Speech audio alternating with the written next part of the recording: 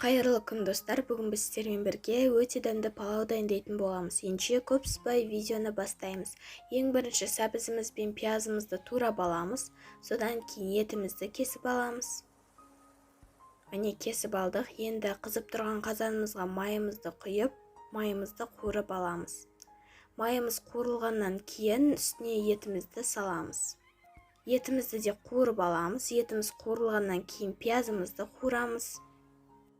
Барлығын жақсылап араластырамыз. Содан кейін үстіне сәбізімізді қосып аламыз. Сәбізімізді қосып алғаннан кейін палауға арналған дәмдеуішті қосып аламыз. Барлығын жақсылап араластырамыз. Содан кейін күрішімізді салып аламыз. Бір кесе күрішке 2 стакан су құямыз. Міне біз 3 кесе күріш салған болатынбыз, және де күрішіміз дайын болған кезде етімізді бөлек алып аламыз.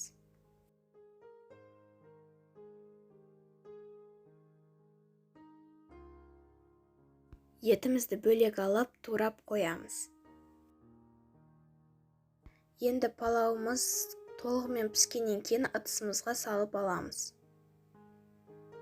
Өздеріңіздің қалауларыңызша суға піскен жұмыртқаны қоссаңыздар болады.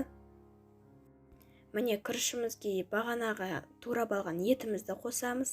Содан кейін өздеріңіздің қалауларыңызша пияз, жұмыртқа және де укроп қоссаңыздар болады.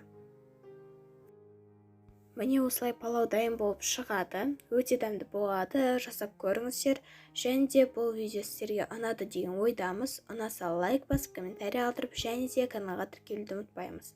Астарыңыз дәмді болсын.